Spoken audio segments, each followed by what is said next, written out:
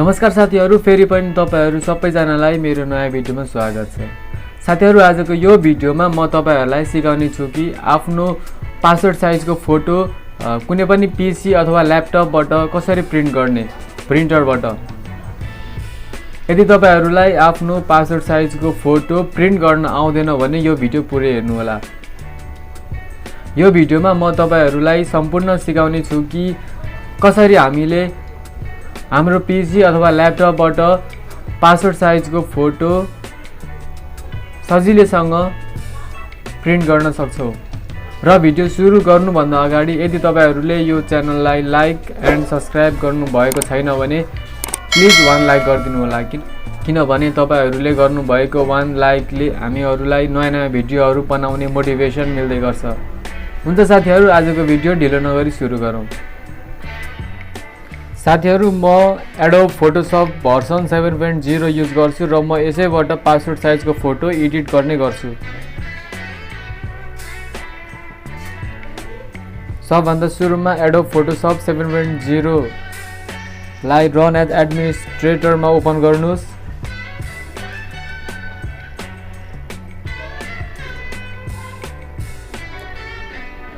त्यसपछि तपाई कुन फोटोलाई एडिट गर्न चाहनुहुन्छ त्यो फोटो सेलेक्ट गर्नुहोस्।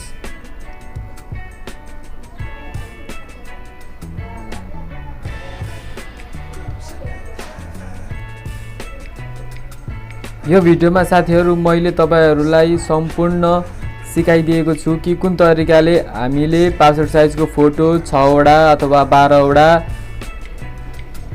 जतिवटा पनि हामीहरु प्रिन्ट गर्न सक्छौं।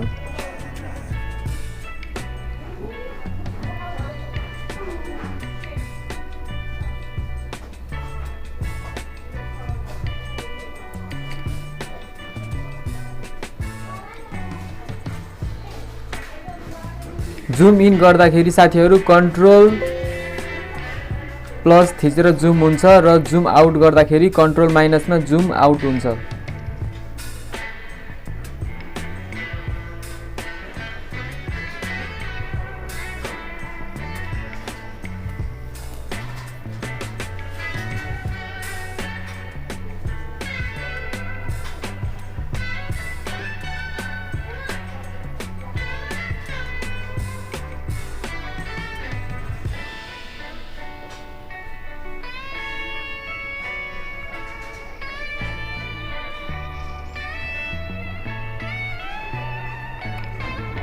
र यो फोटोलाई ठुलो बनाउँदाखेरि कन्ट्रोल प्लस थिचेर ठुलो हुन्छ साथीहरु, र अलि सानो बनाउनु हुन्छ भने कन्ट्रोल माइनस थिच्नुभयो भने फोटो अलि सानो हुन्छ।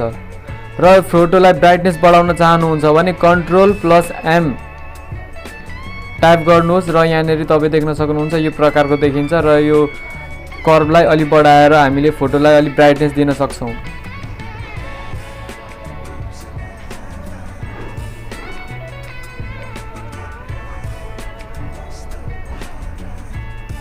र साइडमा यो त्यो फोटोको साइडमा बोर्डर लाउन चाहनुहुन्छ भने सेलेक्ट अल गर्नुस् र एडिटमा गएर स्ट्रोकमा क्लिक गर्नुस्। त्यसपछि तपाईहरुको यो फोटोको साइडमा बोर्डरहरु लाग्छ साथीहरु। र म पेपर साइज 4x6 मा झिक्न चाहन्छु र मैले त्यसैमै सेलेक्ट गरे र गरेर साथीहरु अब बस फोटो सार्न बाँकी छ। र फोटो सार्नको लागि त्यहाँ तपाईहरुले मुभ भन्ने बटन देख्नुहुन्छ। मुभ बटनमा क्लिक गरेर फोटोलाई सार्न सकिन्छ। र एउटा फोटोलाई सारिसकेपछि अर्को फोटो सार्नको लागि तपाईहरुले अल्ट बटन थिचेर सार्नुपर्ने हुन्छ।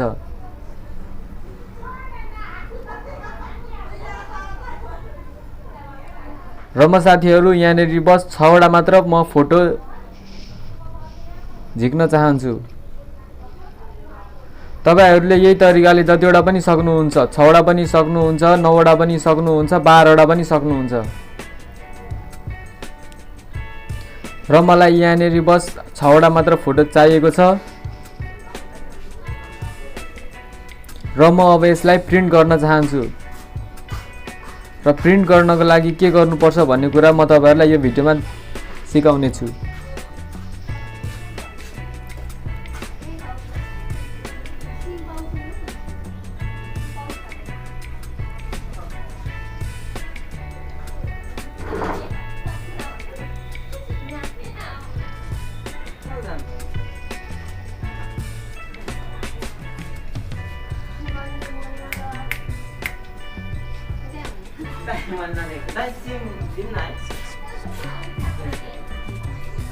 साथीहरू तपाईहरूले यहाँ देख्न सक्नुहुन्छ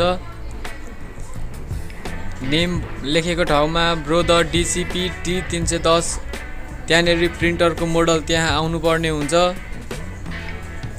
र त्यसको तल जे लेखेको अक्षरहरू छ त्यो सबैमा र जहाँ जहाँ टिक हुनुपर्ने छ त्यो सबैमा टिक हुनुपर्ने हुन्छ है साथीहरू।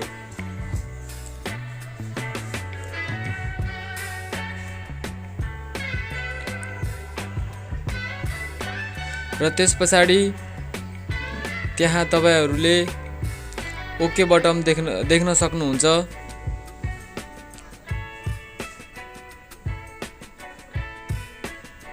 जब तपाईहरूले त्यो ओके बटनमा क्लिक गर्नुहुन्छ त्यस पछाडि तपाईहरूको फोटो प्रिन्ट हुँदै जान्छ साथीहरू।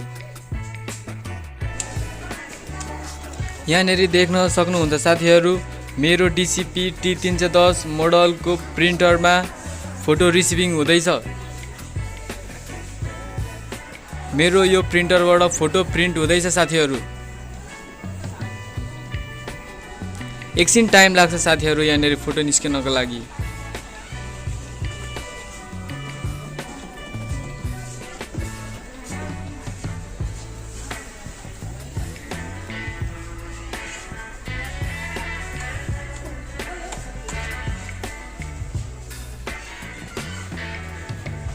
रिसिभिङ डाटा लिँदैछ साथीहरू। हाम्रो पासपोर्ट साइजको फोटो निस्किँदैछ र हाम्रो पासपोर्ट साइजको फोटो निस्किसकेछ साथीहरू। तपाईँ देख्न सक्नुहुन्छ। यो तरिकाले तपाईहरूले पासपोर्ट साइजको फोटो प्रिन्ट गर्न सक्नुहुन्छ।